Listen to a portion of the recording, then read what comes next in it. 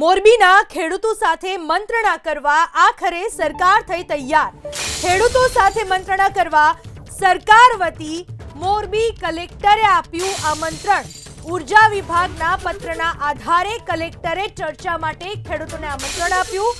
મોરબી અથવા તો ગાંધીનગરમાં ખેડૂતો સાથે ચર્ચા કરવા માટે સરકાર તૈયાર।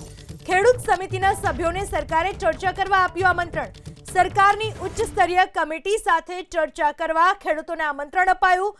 ખેડૂતોની તમામ 6 માંગણીઓ મુદ્દે ચર્ચા કરવા સરકારે દર્શાવી તૈયારી।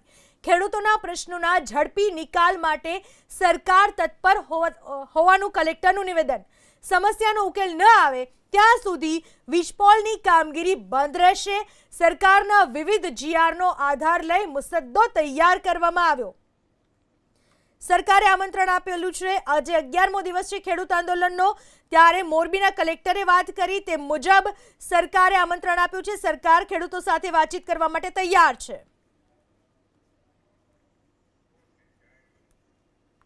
સરકાર પણ ચર્ચા સંવાદ કરીને માંગણીઓનો આખરી સ્વરૂપ આપવા માટે તૈયાર છે। તો ઉપરોક્ત સંદર્ભે રાજ્ય સરકાર વતી ખેડૂત કમિટી અને આગેવાનોને રાજ્ય સરકારની ઉચ્ચ સ્તરીય સમિતિ સાથે સંવાદ અને ચર્ચા કરવા માટે સરકાર વતી આમંત્રણ પાઠવવામાં આવે છે। રાજ્ય સરકાર ચોક્કસ માને છે કે ખેડૂતોના હિતમાં ચર્ચા અને સંવાદથી જ ખેડૂતોના હિતમાં નિર્ણય લઈ શકાય, જેનાથી જે ખેડૂતોના ખેતરમાં વીજપોલ ઉભા થયા છે તે પોતે ગેરમાર્ગે ન દોરાય અને અસમંજસમાં ન રહે, એ પણ આપણી સામૂહિક જવાબદારી છે અને રાજ્ય સરકાર એ વસ્તુને સ્વીકારે છે। ખેડૂતોના કોઈ પણ જાતના પ્રશ્ન માટે ધરણા કે અન્ય બાબતમાં પરેશાની ન ભોગવવી પડે તે હેતુથી ખેડૂત સમિતિના સભ્યોને રાજ્ય સરકારની લાગણી અને ચર્ચા માટે બોલાવવા રાજ્ય સરકાર વતી આમંત્રણ। આ વિશે વધુ વાત કરવા આપણી સાથે જોડાઈ ચૂક્યા છે લોક સાહિત્યકાર હકાભા ગઢવી। હકાભા, આપે પણ ખેડૂતોના આંદોલનને અવાજ આપેલો છે અને હવે જ્યારે ખેડૂતોને આમંત્રણ આપવામાં આવ્યું છે સરકાર તરફથી, શું અપેક્ષા, આપનું શું કહેવું છે? સરકારે આમંત્રણ આપ્યું હોય તો જવું જરૂરી છે। એકવાર આપણે જઈ તો આપણને ખબર પડે કે શું કહેવા માંગે સરકાર। આપણે જઈ જ નહીં તો આપણને ખબર કેવી જ પડશે। એટલે જો સરકારે આમંત્રણ આપ્યું હોય તો ચોક્કસ એક વખત જવું જરૂરી છે। આંદોલન ભલે તમારું ચાલુ રહ્યું હોય આપણું બધાનું, પણ આંદોલન ચાલુ છે ને આપણે જવાનું, આપણને મજા આવે તો હા પાડવાની, ન મજા આવે તો આંદોલન ચાલુ રાખજો તમ તારે, પણ એક વખત સરકાર પાસે જવું જરૂરી છે। આ ઘણા બધા આવકાર આપ્યા છે પણ જવું પડે। હકાભાઈ, આંદોલનનો આજે 11મો દિવસ છે, આપને લાગે છે કે ચર્ચા વિચારણાથી, મંત્રણાથી આ મુદ્દો ઉકેલાઈ જશે? તમે આશા સેવી રહ્યા છો ખરા? કારણ કે સરકાર આમંત્રણ આપે છે એટલે પોઝિટિવ તો હશે જ, કંઈક સરકારે વિચાર તો કર્યો હશે કે આપણે માંગ પૂરી કરવાની છે તો સરકારે આમંત્રણ આપ્યું હોય, ને કે સરકાર આમંત્રણ આપે જ નહીં। એટલે સરકારે આમંત્રણ આપ્યું છે તો મને વિશ્વાસ છે કે ખેડૂતને ન્યાય મળશે। જી, સાથે સાથે આટલા દિવસોથી જે ખેડૂતોએ આંદોલન કર્યો છે, ઘણી બધી સંસ્થાઓ પણ તેમની સાથે ઊભી રહી છે, તો આપને શું લાગી રહ્યું છે કે ખેડૂતોએ પણ થોડી ઘણી અંશે સરકારની વાત માનવાની રહેશે? બંને પક્ષે જતું કરવાનું રહેશે કે ખેડૂતોને સંપૂર્ણ રીતે પોતાની જે માંગો છે પૂરી થઈ શકશે? તમને શું લાગે છે? હવે તો અહીંયા જ્યાં પછીની માંગ શું છે ને કેટલી સરકાર માંગ પૂરી કરે છે, બધી માંગો પૂરી કરે છે, એકાદી બે બાકી રાખે છે, જ્યાં પછી આપણને ખબર પડે। હજી આપણે ત્યાં જ્યાં જ નથી તો કેવી જ ખબર પડે? જાઓ તો ખ્યાલ આવે અને પછી આપણે એનો નિર્ણય લેવાનો છે।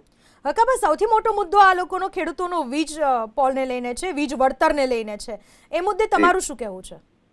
હા, એ ખેડૂતો માગે છે માત્ર વળતર, પૂરેપૂરું વળતર માગે સરકાર પાસે, અને સરકાર વળતર દેવા માટે તૈયાર છે। આવું સરકારનું કહેવું છે। સરકાર એમ કહે તમે આવો તો અમને ખબર પડે તો મને વિશ્વાસ છે કે વળતર પૂરેપૂરું મળે તો હું રાજી થઈશ। કારણ કે ખેડૂતોને બહુ મૂંઝવણમાં છે, કોઈ તકલીફમાં છે, ખેડૂત આંદોલન કરે છે, ખેડૂત રાત દિવસ આખો દિવસ કામ કરે છે, રાતે આંદોલન કરે છે, ખેડૂત થાકી ગયેલો છે અને ખેડૂતને પૂરેપૂરું વળતર મળે એવી હું સરકારને વિનંતી કરું છું।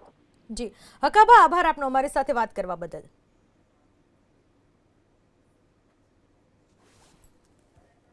ખેડૂતો દ્વારા વિવિધ માંગણીઓ બાબતે ઉપવાસ કરવામાં આવી રહ્યું છે, જેના અનુસંધાને વિવિધ લેવલથી જે ખેડૂતો છે એમના સાથે વાત કરવામાં આવી હતી। અત્રેના લેવલથી પણ વાત કરવામાં આવી હતી, સામાજિક આગેવાનો દ્વારા પણ વાત કરવામાં આવી હતી અને જે રજૂઆતો છે ખેડૂતોની એ બાબતે સરકારશ્રીમાં રજૂઆત કરવામાં આવી હતી। સરકારશ્રીએ ખૂબ જ પોઝિટિવ વલણ રાખીને આજે એ રજૂઆતો સંદર્ભે એક પત્ર મને કરવામાં આવ્યો છે। એ પત્રની વિગત હું આપ બધાના સાથે શેર કરું છું।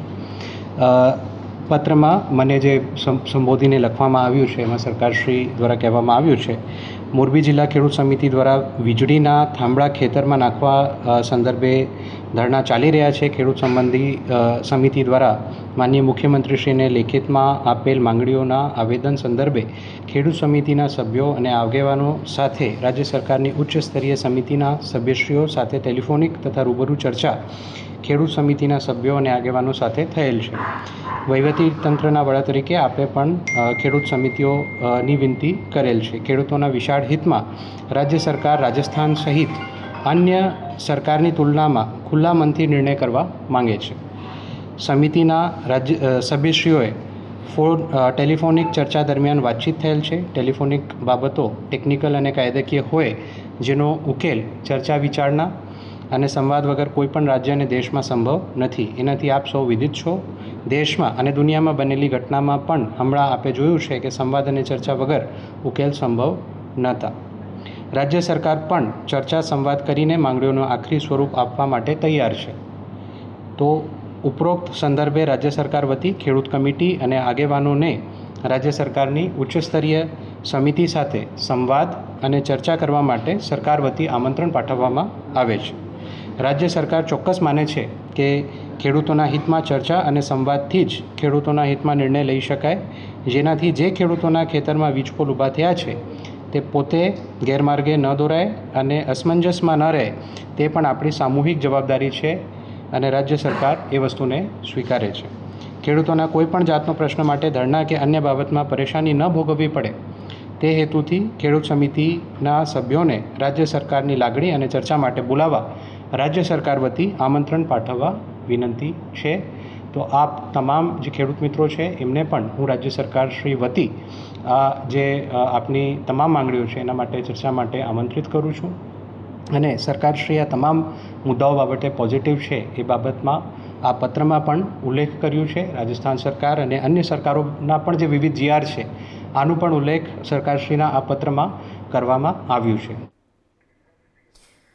તો ખેડૂતોને આમંત્રણ આપવામાં આવ્યું છે સરકાર તરફથી મંત્રણા માટેનું આમંત્રણ. આજે જ્યારે ખેડૂતોના આંદોલનનો 11મો દિવસ છે ત્યારે મોરબીના કલેક્ટરે જાહેરાત કરી છે તે મુજબ સરકારે ખેડૂતોને આમંત્રણ પાઠવ્યું છે. જે ખેડૂતો વિરોધ કરી રહ્યા છે તેમના વિરોધનું કારણ એવું છે ખેતરની જમીન બિન ઉપયોગી બની શકે. ખેડૂતોનું એવું કહેવું છે કે ખેતરોની વચ્ચોવચ્ચ મોટા વીજ ટાવરો ઊભા કરવાના કારણે એ ભાગની જમીન ખેતીલાયક નથી રહેતી. તો સાથે જ ટાવર ઊભા કરવા માટે વાહનો લગાવવામાં આવતા હોવાથી ઊભા પાકને નુકસાન થાય છે. સાથે જ કંપની દ્વારા જમીનની બજાર કિંમત કરતાં ઘણું ઓછું વળતર આપવામાં આવે છે. આ મુખ્ય વિરોધ ખેડૂતોનો. જમીન કાયમી ધોરણે પ્રભાવિત થતી હોવાથી ખેડૂતો યોગ્ય વળતરની માંગ કરી રહ્યા છે. તો સાથે જે ખેડૂતોની જમીન સંપૂર્ણ કે આંશિક રીતે પ્રોજેક્ટમાં જાય છે તેમના પરિવારના સભ્યોને કંપનીમાં કાયમી રોજગારી આપવાના વાયદાઓ પૂરા ન થતા હોવાની ખેડૂતોએ રજૂઆત કરી.